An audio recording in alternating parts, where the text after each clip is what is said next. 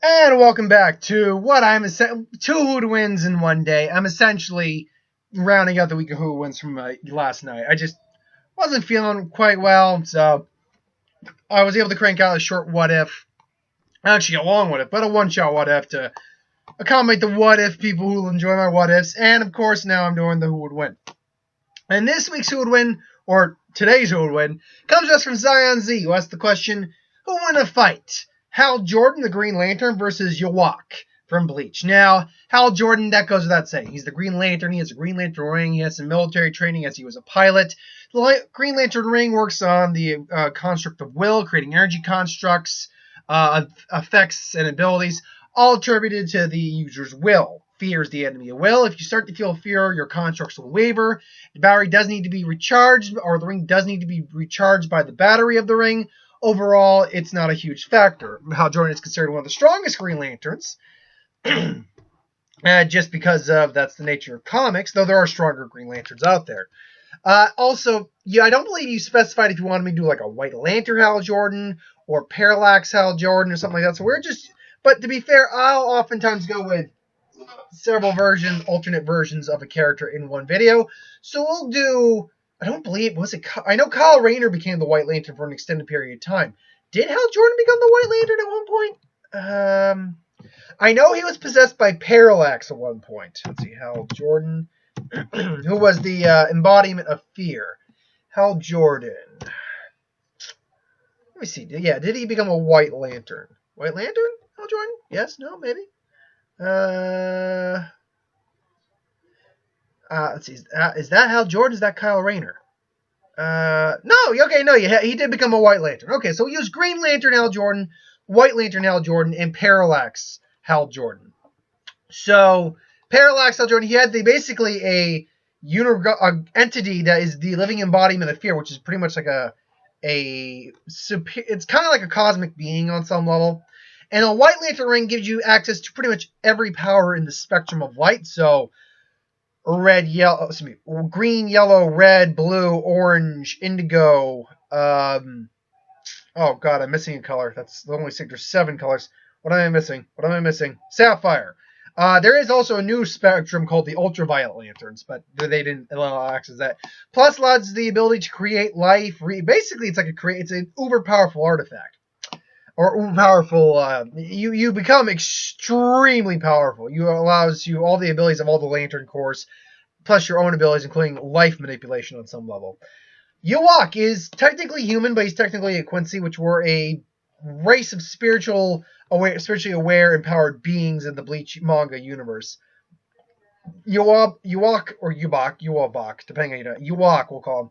Yhwach is also at least 1,000 years old, at minimum, probably older than that. He's considered the Quincy King. He's got all the abilities attributed to being a Quincy, including abilities to use spiritual energy. He had a Kaiku, which is a super speed technique. They create energy arrows. Damn it. Quincy spells to some degree. Blute Vein and Blute Arteria, which is basically kind of like a spiritual armor used to increase your defense and offense. He carried a sword. He stole the Bankai, but that won't matter in this fight, of the head commander, who had probably one of the strongest Bankais ever. But his real ability, we're not going to use, for those of you who actually know Bleach, we're not going to use him when he absorbed the Soul King. We're going to use just Yhwach. But Yhwach's ability, his special ability, all the Quincy's that were members of the Sturmwinder, which he was the head of, had the ability attributed to a letter of the alphabet. Whatever the ability was, it began with the letter of the alphabet they represent. So the S was the superstar, which was like cheering and empowerment.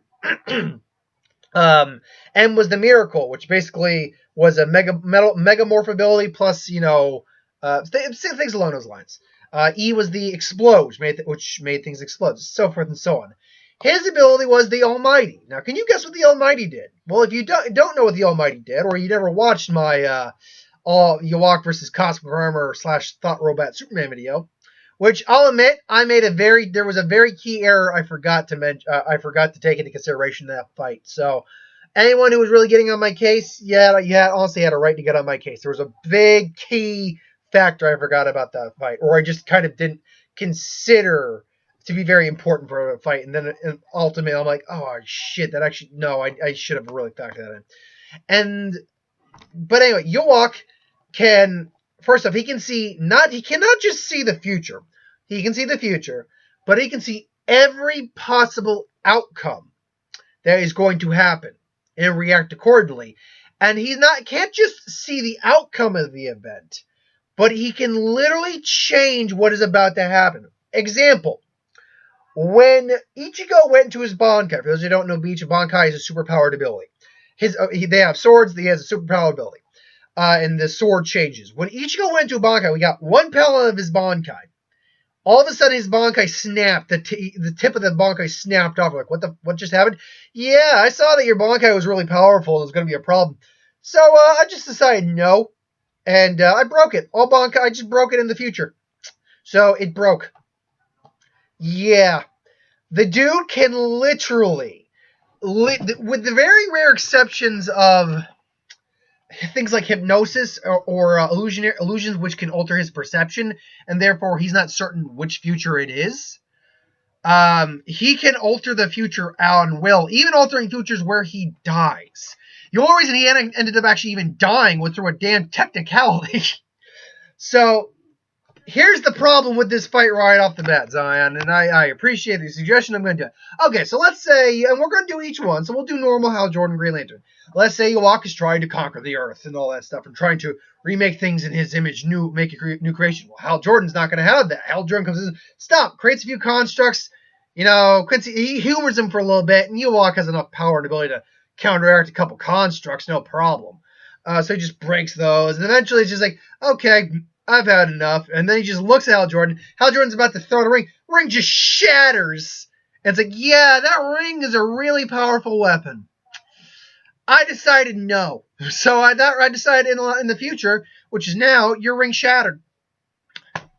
Bye-bye. There's it. Hal Green Lantern doesn't have a damn thing that can hurt Yhwach with the Almighty. Cut the parallax, who is at the very least a cosmic level, kind of a cosmic level being. Give me 1 second. Hal Jordan. I want to actually get this up. Hal Jordan parallax. All right, parallax. Oh, excuse me. Parallax. No. I would actually rather go to the official wiki. Thank you very much. The fandom wiki, which actually has people putting in all the facts they can about it. But parallax is basically a cosmic entity that existed since basically the dawn of the universe. He's an immortal entity. He does have some time manipulation. When he possessed Kyle Rayner and confronted Hal Jordan, he was able to replay the memories of his father's death. So there's some time manipulation. He is a reality warper, and he's got hypnosis. Solid-like constructs, but again, fear. Mind control, which wouldn't work on Yhwach. Yhwach could just probably block that out. Fear inducement, can cast immense fear strong enough to easily scare the likes of Superman and Wonder Woman, even those who are capable of understanding and conquering inner fear, such as Kyle Rayner and Batman. So, basically speaking, you need to basically have the most ironclad will ever. Even I don't think Yhwach has that. So, besides that, he also has fear-induced energy manipulation. The thing about the Yellow Lanterns is their fear constructs. They have the ability to take on what you fear the most. So actually, Parallax would be a very formidable foe for Yhwach, because Yhwach, for all his power, he can't conquer. We don't know if he ever really conquered his fear. As far as I know, he still had fear. He feared the Soul King. He feared the right arm of the Soul King when that showed up. He feared being defeated. He feared a couple things. So honestly, Parallax is a decent matchup, and I don't know if Yhwach technically doesn't have reality warping powers. And I say technically because he technically does, because he can change the outcome of reality in the future. But he can't just manipulate reality on a whim and just turn things to glass. He can't do that or something along those lines. So it is a bit of a difficult thing to determine with that. When I was able to control the entity, unlike others, yeah, and if he tried to even believe how Jordan possessed Yhwach may be able to control the possession. There are individuals who control being possessed, so it's difficult to say whether or not Yhwach has legitimate reality warping abilities. I don't think he does. I think he has like a pseudo form of it due to the fact he's kind of altering time to some degrees. Ultimately, though, who does win in that fight? Well, Yhwach. I still say it's Yhwach simply on the factor of this. While yes, Parallax can manipulate reality, and he can't stop that power, technically speaking, Yhwach can just basically stop all the ways that he dies, and then just come back and basically figure out a way to just take off, possess Hal Jordan's head or something like that. Which then the entity Parallax comes out. Tries to absorb it. I'm sure a Quincy prison probably could hold him. It is energy based. It's all about will and powers of control. And Yhwach, after seeing enough future outcomes, would eventually get over his fear. So Parallax Hal Jordan would be a tougher opponent for him to face. I do fully believe that he would still beat him. Just because of his ability to see all future realities, perceive those realities, understand, and then work out scenarios against those realities. And then White Lantern Hal Jordan, now understanding what White Lanterns are capable of. White Lantern Core. It was basically absorbed the entity of life, and a White Lantern ring, basically allows just getting up just so I can get actually full. Besides, white energy conduit supplied, which in most cases is the form of white power rings, the most powerful type of power rings, which finds themselves in one of the most powerful weapons in the universe. White Lantern rings have the ability to affect and use fundamental force, including gravity, radiation, heat, light, and base guts of force. Create force fields. Limitations of skill, just user's imagination. Emotional spectrum dominance. Like I said, they can have access to all the Lantern ring powers. Let's see here. Energy twin, ring duplication, mind alteration, energy absorption, wormhole, and so spatial warps. Electromagnetic scanning, and invisibility, light refraction, time travel. That's okay. Preset condition. Resurrection, yes, notably had the power to bring the deceased back to life. Like I said, some levels of life manipulation. Unfortunately, this Hal Jordan suffers from the same problem in a fight against Yhwach that the other one does. Even worse because of how much more powerful a White Lantern ring is than a Green Lantern ring. Yhwach would see in the future just how powerful the White Lantern ring is. Like, no! And then snaps that thing away. So basically just shatters that. So ultimately, Hal Jordan can't. Only the Parallax Hal Jordan stands any real solid shot of winning.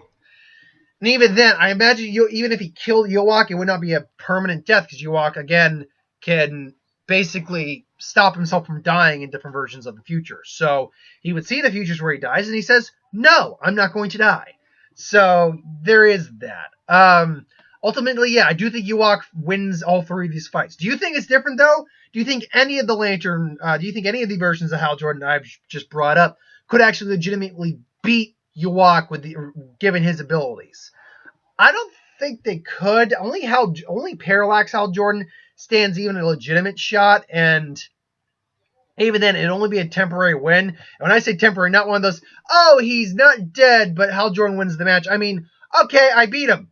Did you? That kind of a temporary win. So while I do believe, he could win the initial fight, ultimately, Yhwach wins the war. But what do you think? You think it's closer than I made it? You think it's farther? Not much farther than I could have made it. Do you think any of the Hal Jordans could actually legitimately beat Yhwach for the majority, or even beat him in general? Or do you think Yhwach just stomps? For the record, I think I'll just bring up what I messed up with the Cosmic Armor Superman versus Yhwach fight. And I chose that fight because they both can see the future in certain ways.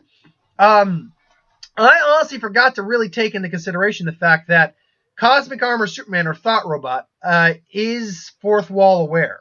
He's aware of the fourth wall. Therefore, he's aware and he can see in the multiple universes, hold the universes in his hands.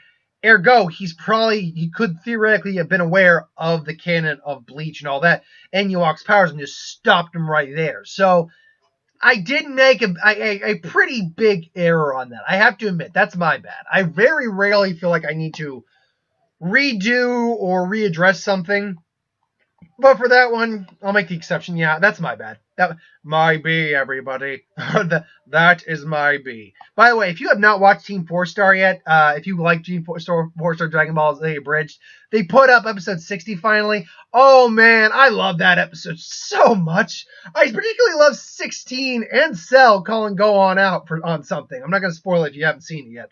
But if you have, you know what I'm talking about. It's like, yeah, and honestly, that kind of fits my viewpoint on the subject a little bit. Yeah, on the whole concept of that. So yeah, I understand people's viewpoints on nonviolence, but they kind of hit home to a T. So anyway, I digress. So thanks for watching. Hope you enjoyed, and I'll see you next.